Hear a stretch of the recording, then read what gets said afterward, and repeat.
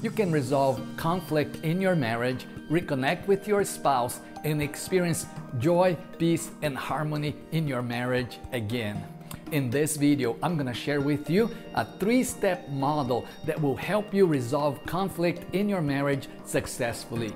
Hi, I'm Dr. Elias Boitinho with Motivation and Growth. In this channel, I'm giving you tips and life skills to help you grow in your life. If you're new here, I invite you to subscribe.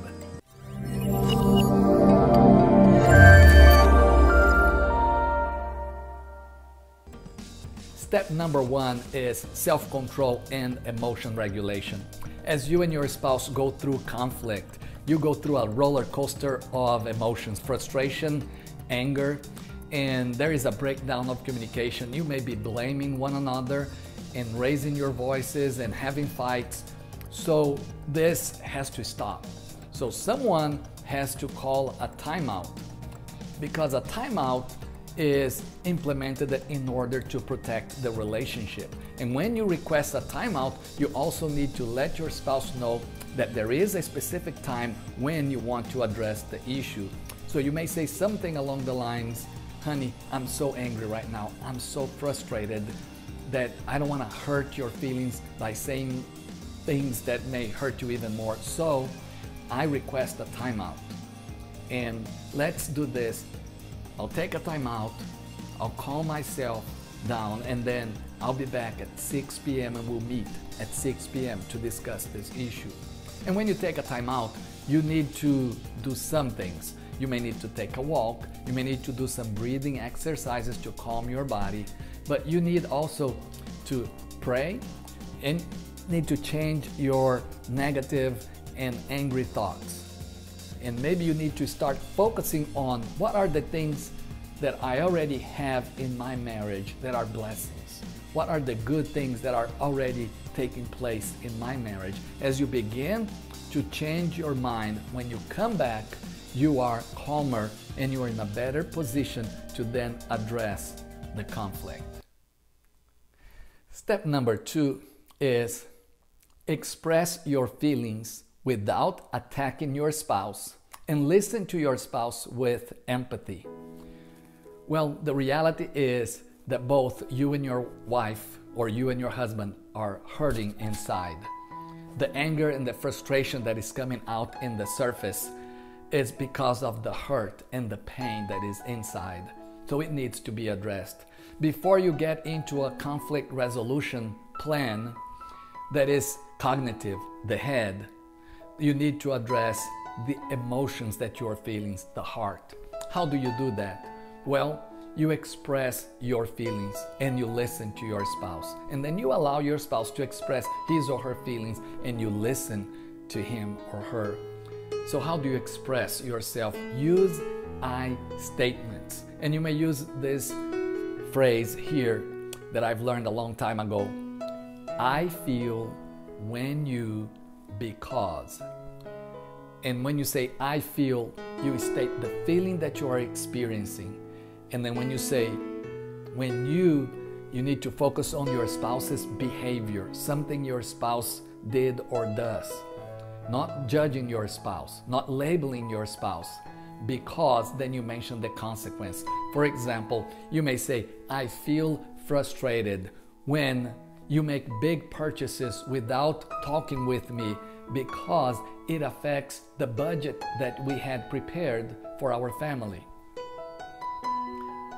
Now, it's important that then your spouse has a chance to share. And so you listen to your spouse with empathy. How do you do that? Well, you allow your spouse to share, and then you use the techniques of paraphrasing and reflecting feelings. You may watch my videos on listening skills in this channel. So paraphrasing is a concise statement of what you heard. So you tell your spouse, what I'm hearing you say is. And then reflecting feelings is when you identify the main emotion that your spouse is experiencing. Then you can say something along the lines, so it sounds like you are feeling really frustrated with this situation. It sounds like you are feeling really hurt. When you do that, you are showing that you care, that you have a genuine concern for your spouse. So we can move to step number 3. Step number 3 is when you discuss and begin a problem-solving or conflict resolution model. And many authors have used basically this model with some variations. If you are a Christian, I encourage you to pray and ask God for wisdom and patience as you walk through this model with your spouse. First, you set time aside and select a place for the discussion. So when you have a time and a place, this time and place need to be quiet and private. When children are not around, the phone is off so you can focus on the issue. Then you define the problem in terms of needs, not solutions. For instance, you may say, we need to get out of debt. You may say, we need to discuss our debt. You are talking about the problem that you have, the need that you have. You are not saying you need to get another job or we need to stop going out to eat, because that would be giving already a solution. Then you brainstorm possible solutions. That's when you and your spouse get a piece of paper, get a board, and you start writing down any ideas that come to your mind. At this moment, you are not going to evaluate any ideas, any suggestions. You just write down. Don't need to write down who said what. Just put down the ideas. Generate as many ideas, be creative, and put them down. The next step then is to discuss these ideas. Now you're going to evaluate them and see how realistic they are. Don't think, oh, this is my idea or this is your idea. No, just look at the idea, see what would need to be done to implement the idea, see how you think that idea would help the issue or problem that you have. Then you select one idea. Agree on a win-win solution for you and your spouse.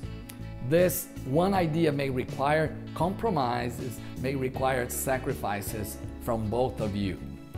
And then you decide who is going to do what, and you need to be specific.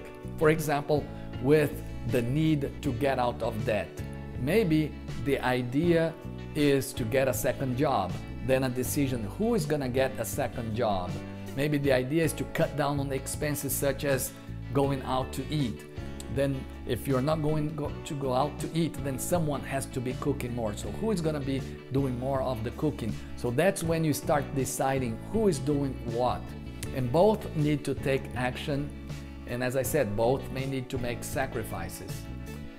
And next, you set a time for when you're going to get together and see how you are doing implementing these solutions or these ideas. Set a specific time to meet again to evaluate, maybe a month from now, to see how things are going, or maybe 2 weeks from now. Well, share in the comments below which tip was most helpful to you. And if you like this video, I encourage you to click the like button, share it with your friends, be sure to subscribe.